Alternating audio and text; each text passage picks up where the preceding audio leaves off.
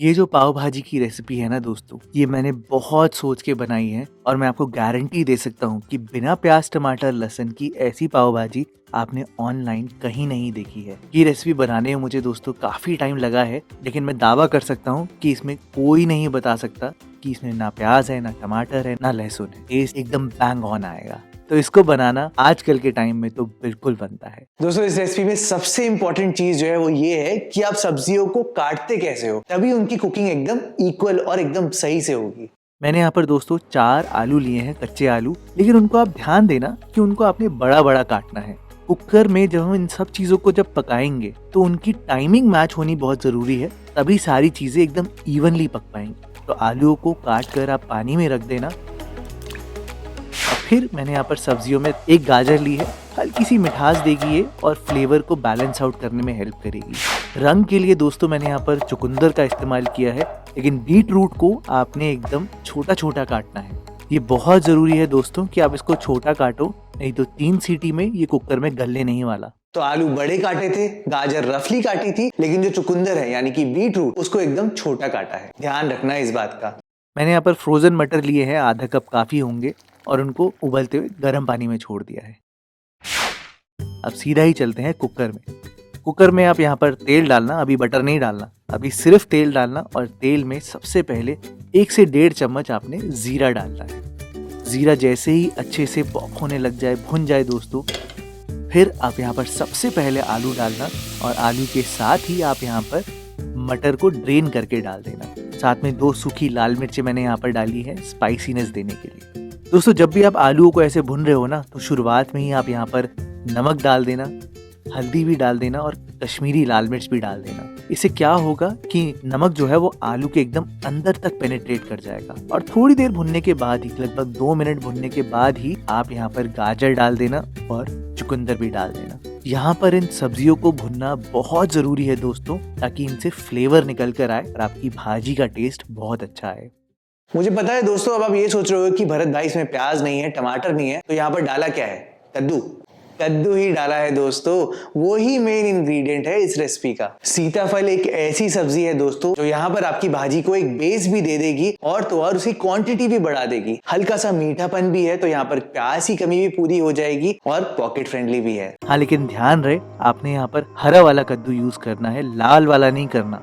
लाल वाला ज्यादा लेस होती है उसमें और टेक्सचर नहीं देगा वो भाजी को। तो हरा वाला कद्दू लेना, लगभग 300 ग्राम या 1 पाव कद्दू काफी होगा। बस उसको छिल कर उसको बड़ा बड़ा काट लेना और इन सब्जियों के साथ ही आप डाल देना। सिर्फ 1 से 2 मिनट भुनना, ज्यादा मत भुनना आप।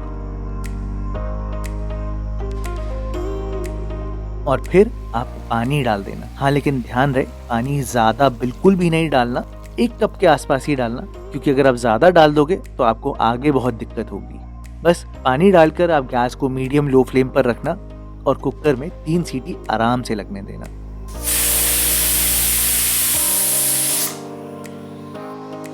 तीन सीटी बाद जब कुकर पूरी तरीके से ठंडा हो जाएगा तो आपकी पाव भाजी रेडी हो जाएगी। अरे नहीं दोस्तों, अभी तो छोटी मोटी और चीजें करनी है, नहीं तो फ्लेवर नहीं आएगा। लेकिन अभी आप सब्जियां देखो, सारी सब्जियां अच्छे से गल जानी चाहिए, ताकि जब हम इनको मैश करें तो ये आराम से बढ़िया सी भाजी बन जाए। ये देखो, चुकंदर भी अच्छे से पक जाना चाहिए, आलू भी, मटर भी और सीताफल भी। ये देखो, लग रही है ना दोस्तों एकदम बढ़िया सी भाजी, अमेजिंग सी, टेस्टी सी। लेकिन अभी फ्लेवर्स का बैलेंस नहीं है दोस्तों इसमें, तो वो बैलेंस देना भी बहुत जरूरी है। पाव भाजी में सबसे इम्पोर्टेंट इंग्रेडिएंट तो आपको पता ही है क्या होता है, बटर तो होता ही है ना दोस्तों। तो अभी आप यहाँ पर मक्खन डालना, लगभग 30 ग्राम मैंने मक्खन लिया है और मक्खन को जलाना बिल्कुल भी नहीं है, तो मैंने थोड़ा सा तेल भी डाल दिया है। और इस तेल में ही आप यहाँ पर 1 शिमला मिर्च, उसको एकदम फाइनली चॉप करना, जितना फाइन आप कर सकते हो वो आप यहाँ पर डालना मक्खन के पिघलने से पहले। मक्खन ठंडा होना चाहिए दोस्तों, ये बहुत इंपॉर्टेंट है। मक्खन का एकदम बटरी बटरी सा टेस्ट आएगा। और उसके साथ साथ 2 इंच तक अदरक घिसना, वो यहाँ पर डाल देना। आपको यहाँ पर अदरक और शिमला मिर्च को थोड़ा भुनना है, बेसिकली तब तक भुनना है जब तक कि अदरक का कच्चापन दूर नहीं हो जाता और शिमला मिर्च जो है वो हल्की सी ऐसे फूल नहीं जाती। विदिन 2-3 मिनट्स ऐसा हो जाएगा दोस्तों। ये देखो, इस स्टेज तक आपको पकाना है कि शिमला मिर्च हल्की सी भुन जानी चाहिए, तभी उसका एक फ्लेवर निकल कर आएगा। फिर जब यहाँ पर अदरक पक जाए, शिमला मिर्च पक जाए, तो आप यहाँ पर मसाले डालना। और मसाले एकदम सिंपल है। आप यहाँ पर कश्मीरी लाल मिर्च डालना रंग के लिए, 2 बड़े चम्मच तक पाव भाजी मसाला डालना और 1 बड़ा चम्मच कसूरी मेथी को भूनकर अपने हाथों में क्रश करके डाल देना। काली मिर्च मत भूलना, नहीं तो वो गरम गरम फ्लेवर नहीं आएगा। और इन मसालों को आप यहाँ पर हल्का सा भून लेना, ज्यादा देर नहीं, जलाने नहीं है, हल्का सा भुनना है। फिर अब आप यहाँ पर वो भाजी डाल देना और आप देख सकते हो कि अभी भाजी काफी गाढ़ी है। ये बहुत इंपॉर्टेंट है दोस्तों, क्योंकि अभी आपने भाजी को और थोड़ा सा मैश करना है। अगर ये पतली हो जाएगी तो आप इसमें वो सही से टेक्सचर नहीं ला पाओगे। और तभी मैंने आपको बोला था कि कुकर में ज्यादा पानी बिल्कुल मत डालना, नहीं तो भाजी बनाने में दिक्कत आ जाएगी आपको। अभी देखो, अभी गाढ़ी गाढ़ी है ना, तो आराम से आप इसको मैश कर पाओगे और एकदम फाइन बना पाओगे। अब बताओ, आपको देखने से लग रहा है कि इस भाजी में टमाटर नहीं है, प्याज नहीं है। हमारा सारा काम बहुत आराम से हो जाएगा दोस्तों। बस अब यहाँ पर अब नमक डालना बैलेंस करने के लिए। लास्ट चीज जो आपने डालनी है बैलेंस करने के लिए, भाई खटास भी तो जरूरी है, तो आप यहाँ पर 1 चम्मच तक आमचूर पाउडर डालना और फिर देखना दोस्तों, भाजी एकदम बैलेंस्ड होगी और बहुत ही अमेजिंग टेस्ट आएगा। अच्छा, इतनी गाढ़ी पाव भाजी थोड़ी खानी है भाई, आप इसमें थोड़ा सा गर्म पानी मिला देना अपने हिसाब से। आप जितनी गाढ़ी रखना चाहते हो उतनी गाढ़ी रख सकते हो, जितनी पतली करना चाहते हो उतनी कर सकते हो। बस पानी डालकर इसमें हल्का सा उबाला आने देना कि जो आपकी भाजी है वो सेट हो जाए। तो अभी दोस्तों, भाजी में एक लास्ट चीज आपने करनी है जो कि बहुत इंपॉर्टेंट है, लेकिन उससे पहले मेरे दिमाग में ये आया, इस भाजी में इतनी मेहनत तो है नहीं, तो इसी दिन मैंने यहाँ पर फ्रेश आटे के पाव बना लिए, क्योंकि मुझे पता है कि अगर फ्रेश पाव हो तो भाजी का टेस्ट और भी अमेजिंग आता है।